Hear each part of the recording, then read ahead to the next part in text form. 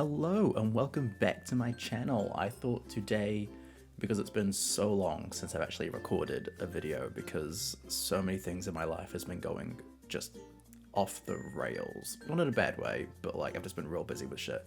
So I thought I'd recap one of the biggest things that's happened basically since I last recorded a video, which was Mixed Capital Drag. So this is the official California Mixed Capital Drag recap, or as I'm calling it, the ReCap-ital.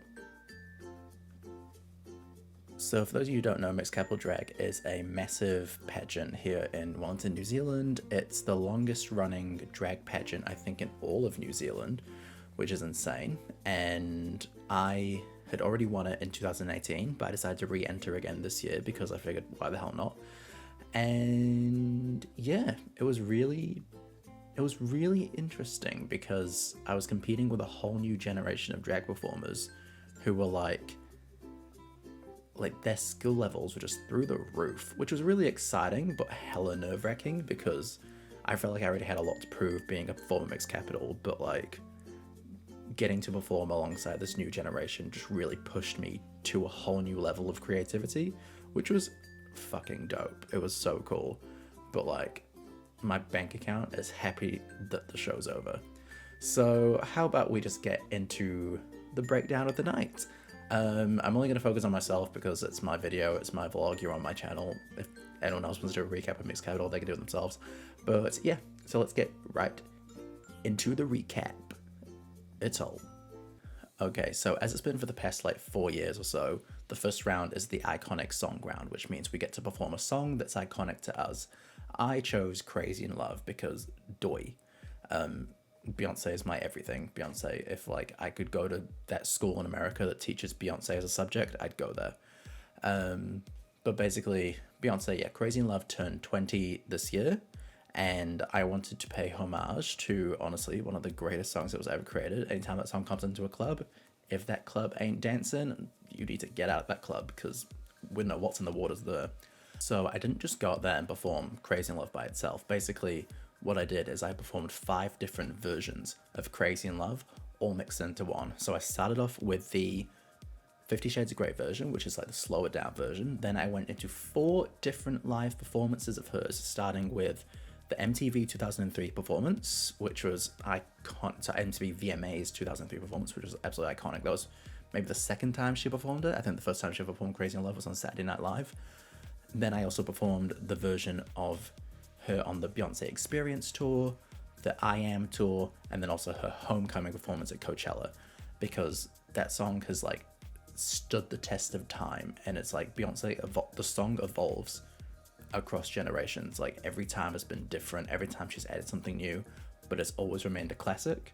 So I was able to combine all 5 of those elements of the song into one performance, which I absolutely loved. So we started off here. Unfortunately, the lighting is very red, so it kind of washes out the color of this outfit.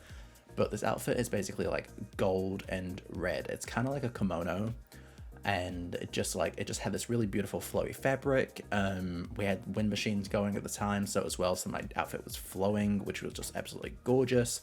I was so happy with it, and you know, it was for the slow part of the song because, you know, we dragsters love a fucking reveal, no matter how unnecessary they are. And then it revealed into this fabulous number here, which was the whole ensemble is created by Frocks by Frank. And oh, these photos, by the way, the ones I'm showing right now are by Maeve O'Connell. And this outfit here is insane. So what you can't actually see at the back is that there's actually these chains that are holding pieces of fabric onto it. So it creates this kind of like dimension to the look. And then the bodysuit itself is just like, it's gorgeous. It's got like the patterning. It's so beautiful and so fucking heavy. I kid you not, if I was gonna take this on a plane, it would probably be half my luggage because it's that heavy. But Frank uses the good material. Frank knows what he's doing when he's creating outfits. So slay, thank you so much, Frank. And here is a bit of a close-up of it, so you can see that I did the rhinestoning, but yeah, Frank just absolutely killed it with the detailing on the paneling, and it just looks phenomenal. And the hair was styled by Lucina wigs, Lucina Innocence up in Auckland. Really appreciate all the mahi she did on my wigs.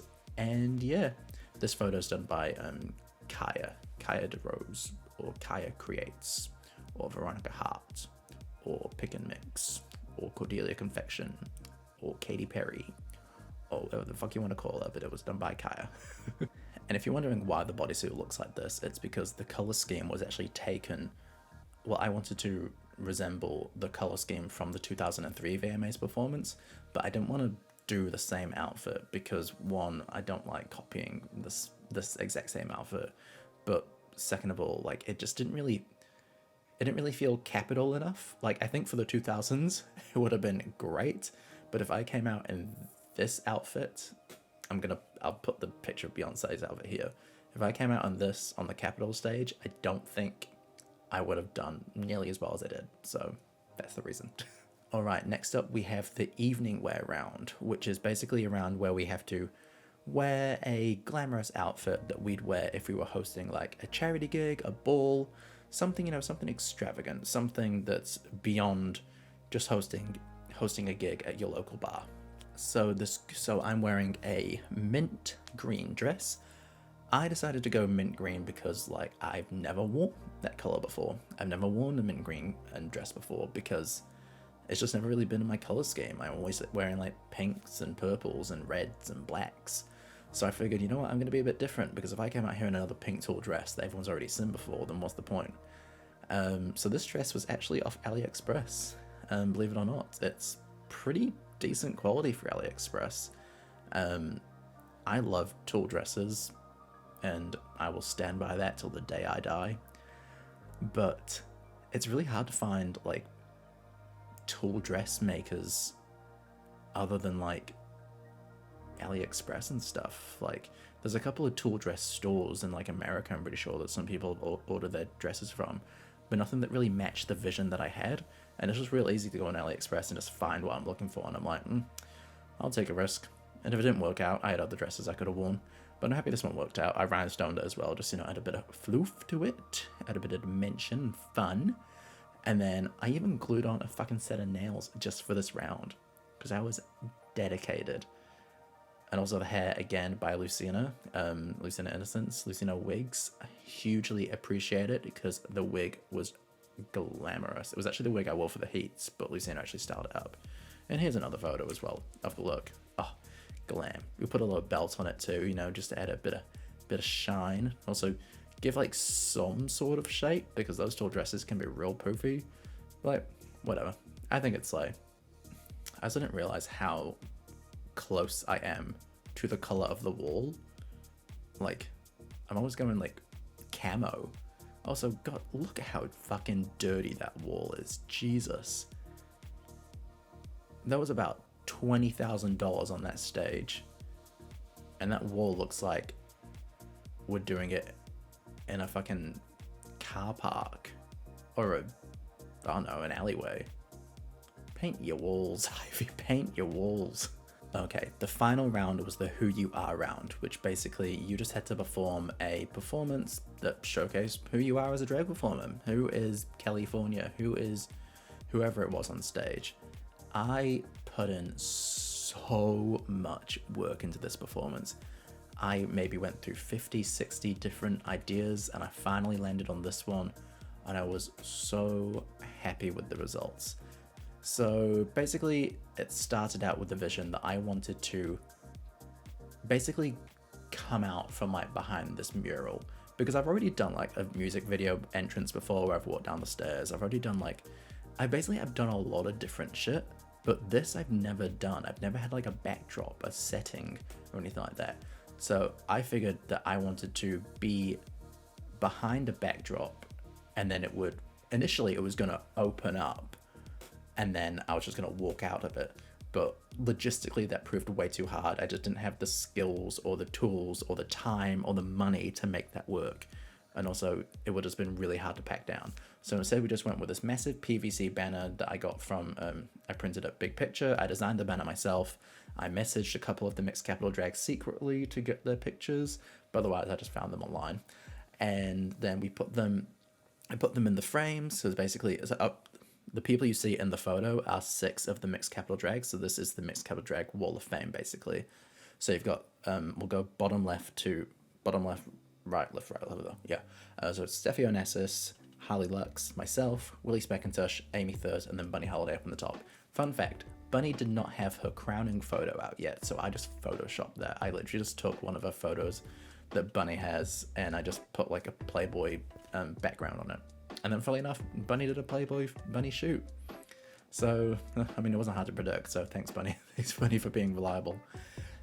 But yeah, anyway, so what I did was I started off behind the mural inside a frame, because it's like, oh my gosh, I'm joining the Hall of Fame. And throughout this part of the performance, I performed Win Again by Nicki Minaj, because I was trying to win again. It's so cut so deep, bro. Cut so fucking deep. And then what you didn't see in this part is that I had painted invisible UV paint all over the mural. So at a certain part of the song, the UV lights kicked in and turned into this, where I had painted the capitals' names on it, drew a little, like little fun graphics on them, and then I also went around the inside of the frame as well on the inside, just so the entire inside wasn't just going to be kind of blue. I just wanted like a bit of dimension, because I didn't realize that my outfit was going to glow neon as well, which is a dope thing to find out on the night. But yeah, this was really hard to paint because it's invisible paint. I was holding this tiny little UV torch, which is like this big, and I was literally just there for like maybe an entire day, just going over the banner, like painting everyone's names. If I made a mistake, I couldn't tell unless I had the UV light on, and I had to literally black out my entire room as I was painting it, because if there was any light coming in from outside, I couldn't see with the black light on. So it literally took me a day to do this banner. So I hope you appreciated it for the 30 seconds that it was glowing UV. Then I emerged like a phoenix from the ashes behind the mural in this gorgeous look, again created by Frox by Frank. Frank did such an amazing job. I basically just gave him like a sketch that I found online of what I wanted, and he was able to turn this masterpiece into reality. It's basically, I like wrestling. It's not a secret. So this is basically a robe inspired by Charlotte Flair. She's a professional wrestler in the WWE. I absolutely love her. And basically it comes with a big sleeve that has like the draping, it's just everything I wanted and more. And the hair, you'll see a better photo later on, but the hair is done by Mr. Pinkwigs in Australia, Bondi Beach, baby. I've been following her for ages, and I just never really needed a reason to get a wig from her. And then eventually when this came up, I was like, oh my god, I'm gonna hit them up. And they gave me this gorgeous brown wig. It's basically like an elevation from my Ariana Grande look, and I'm just in love with it. Love the hair so much. Mr. Pink Wigs on Instagram. Go check them out. They do fantastic work. I love all their wigs. Here is a close-up of the look. Now that's not in blue lighting, you can really see the colors of it. So yeah, it has like the gold flames, really add some drama. And yeah, baby, that wig was staying on. I was flinging that bitch, and she was on till the day I die. And then we have the reveal, baby. So what it was you can see on the previous photos, there was a zip there on the corset. Literally the zip just came down, and boom, this just slid off and revealed my wrestling gear. Because like I said, bitch, I came to fight, I came to win, I came to scratch my way to the top, and I'm gonna do it the way I know how. I'm gonna do it inspired by the women who gave me so much life, who like fucking broke down all the walls and the barriers in the sports entertainment industry, and they fucking rock. If you don't know WWE women wrestlers, you should actually look them up. They're fucking iconic. And this look here, it's fucking dope. I love it so much. Just the detailing on it, I rhinestoned it, but like Frank did so much great work on this. It's honestly one of my favorite outfits I've ever worn, and I'll be wearing it for a long time coming.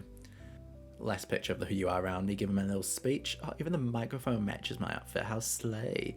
But yeah, you can see the coloring of it, it's gorgeous. The pink and black vinyl, oh my gosh, the gold flames that were on top of the on top of the bra, so it's like it all fit in when the entire costume was on before the reveal. So it wasn't like the reveal was just a big coat covering me. The reveal actually worked into the outfit, which was just, it's insane. I loved it so much. And yeah, Frank did an amazing job. Frocks by Frank. You need an outfit done, Frocks by Frank. Wellington based, fucking dope. Frocks by Frank. And then we have the crowning. Oh, I decided to wear, oh my gosh, is that another Frocks by Frank? Yes, it is. This is the outfit that Frank made me for the Opera House show I did in 2022. And I figured, you know what, fuck it. I'm a pageant queen, literally growing up, because I've done so many pageants before. I've done maybe like 8 or 9 pageants, and I placed in every single one of them. I've done so many pageants that you just kind of learn the process of what it is to be a pageant queen. So you have to have a mingle dress to begin with, then you have your costumes for the competition, then you also have a crowning look. So that's why I brought this along, because it's just very built into me that you need to have a different look for the crowning. You don't go out there in your final number look. You have to go out there in a brand new outfit. But that was just me. That's just me. It's just how I was brought up. So when I go overseas and do pageants, bitch, I'm already prepared. But I love this photo so much. You can see all of us here in our little gears. Maria looks thrilled to be there. I look okay. I think Chloe said something and I was just zoning out. Olivia serving looks in that Lily Loudmouth original. I'm kidding. No. Oh, but then here we go. It comes to it. Who places third? Oh, it's Maria Richmond. I didn't get a photo of this, but oh my god, who came second? Oh my god, it was me. Wow. If you're wondering why I look defeated in this photo, is because after I was sashed, I almost face planted because the bags were really fucking heavy, my dress was really long, and I didn't plan on walking because I didn't think I was going to even place because all these contestants were fucking fantastic. So I thought, great, I'll wear a really long inconvenient gown to stand there and look pretty and get a photo at the end. Didn't expect to be crowned on, didn't expect to be getting second place. So very appreciative. But yeah, that's why the sash is around my fucking butt, because it fell off. Oh, this is next photo. This is Indy trying to fix it on me. And this is how I'm just laughing because I'm such a fucking dork. Only I could get second in a pageant and look stupid. Look fucking stupid. But oh my gosh, and the winner at the end was the incredible Eddie D'Amore. Honestly, the second king to ever win the Mixed Capital Drag pageant.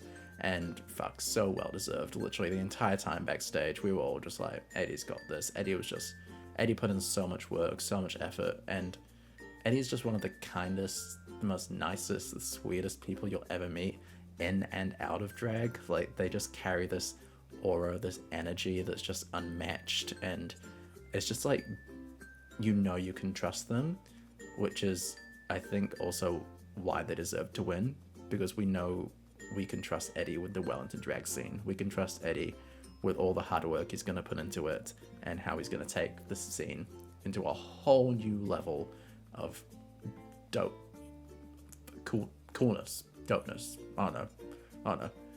Look at this photo. There's so much going on. Vixen looks lost. I don't want to be there anymore. Chloe's trying to steal the spotlight. Maria and Steven are faking a friendship for publicity reasons. There was a camera crew there. That's why they look so friendly. And there you have it. That is the Mixed Capital Drag recap, or the Mixed ReCap-ital drag. Yeah, it was a phenomenal night. Shout out to everyone who performed. They were all stunning. I love them all so much. It was such a joy to like perform with them and get to know them more. Maybe Chloe, I didn't need to know her anymore, but like, you know, I persevered. You all have to persevere. We all have to persevere with Chloe. Nah, I love the dumb bitch. Anyway, this has been another video on the California YouTube channel. Thanks so much for watching. Like, subscribe. I'm gonna try and get more back into my videos now that Capital's done and I don't really have much else going on in my life. Cool. But yeah, thanks so much for watching, and I'll catch you all next time. Bye.